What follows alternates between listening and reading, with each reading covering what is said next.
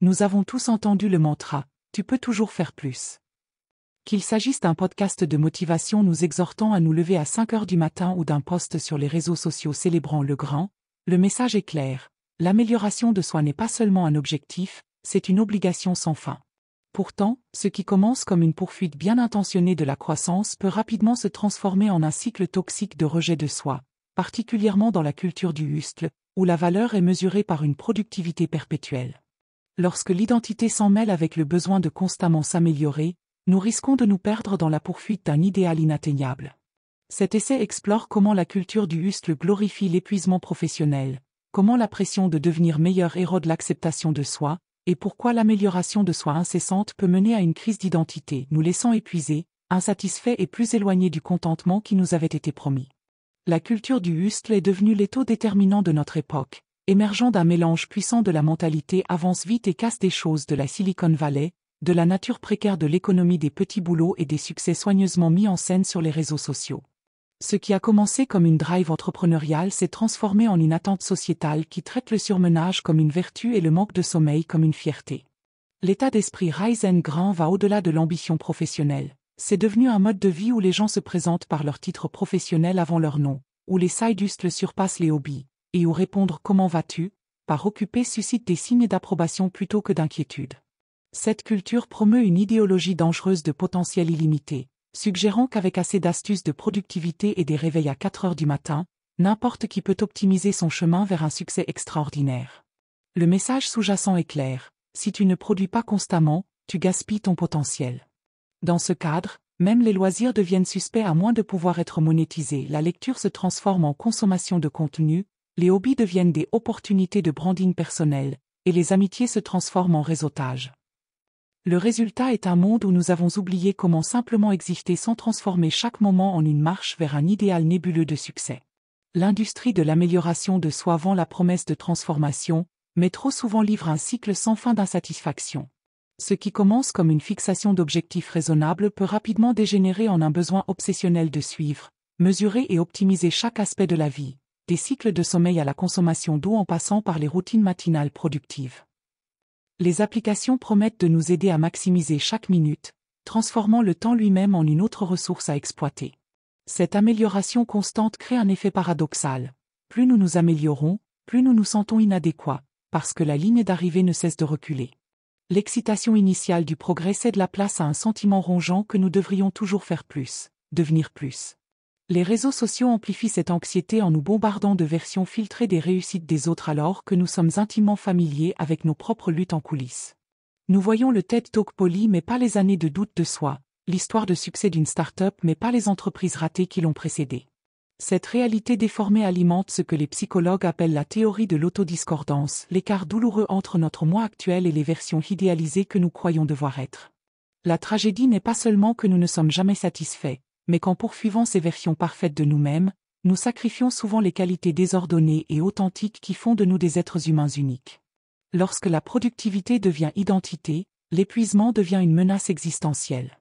Le burn-out à l'ère de la culture du hustle ne se résume pas à être fatigué, c'est un crash total du système de l'esprit, du corps et de l'âme. Les symptômes physiques, fatigue chronique, insomnie, maux de tête de tension ne sont que les fissures visibles d'une fondation bien plus profonde de tension émotionnelle et psychologique.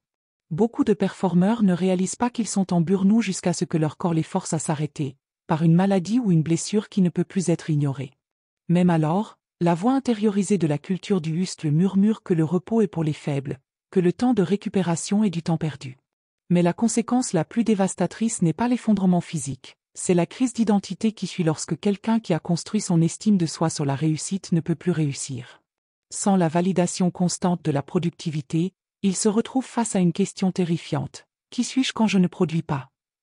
Ce vide existentiel mène souvent à ce que les psychologues appellent la dépression de réussite, un état paradoxal où, après des années de poursuite du succès, atteindre enfin des objectifs n'apporte pas d'épanouissement mais du vide. Le coût émotionnel se manifeste de différentes manières. Certains ressentent un engourdissement et une dissociation, d'autres sombrent dans une autocritique sévère, et beaucoup trouvent que même leurs accomplissements semblent creux. C'est comme s'ils avaient escaladé une montagne pour finalement atteindre le sommet et réaliser qu'il n'y a rien là. L'alternative à ce cycle épuisant n'est pas la stagnation, c'est une redéfinition radicale de ce que signifie la croissance. Le vrai développement personnel pourrait commencer par l'acte révolutionnaire de rester immobile. Dans un monde obsédé par le devenir, il y a un pouvoir profond à simplement être, à reconnaître que notre valeur ne dépend pas d'une version future et améliorée de nous-mêmes. Ce changement nécessite de démanteler la croyance profondément enracinée que nous devons mériter le droit d'exister à travers une productivité constante. Le repos devient non seulement permis mais nécessaire, non pas l'absence de travail, mais un type de travail différent où la créativité se régénère et les idées émergent du calme. Certaines des plus grandes découvertes de l'histoire sont venues non pas dans des moments d'effort frénétique mais dans des périodes de repos et de rêverie. Une vie basée sur les valeurs offre un antidote à l'épuisement basé sur la performance en posant une question fondamentalement différente. Au lieu de comment puis-je optimiser cela, nous apprenons à demander pourquoi est-ce important. Lorsque nous ancrons notre sens de soi dans des valeurs fondamentales comme la connexion, la curiosité ou la compassion plutôt que dans des métriques externes de succès, nous créons une fondation qui ne peut être ébranlée par des revers temporaires ou des attentes sociétales. Cette approche ne rejette pas la croissance, mais la présente comme un processus organique plutôt qu'une marche forcée vers la perfection. Elle fait de la place pour l'expérience humaine complète, pas seulement les moments triomphants qui font bien sur Instagram, mais les jours ordinaires, les revers, les joies simples qui n'ont pas besoin d'être mesurées pour être significatives. En apprenant à nous traiter avec la même compassion que nous offririons à un ami fatigué, nous découvrons une sorte de paix qu'aucune astuce de productivité ne pourrait jamais livrer.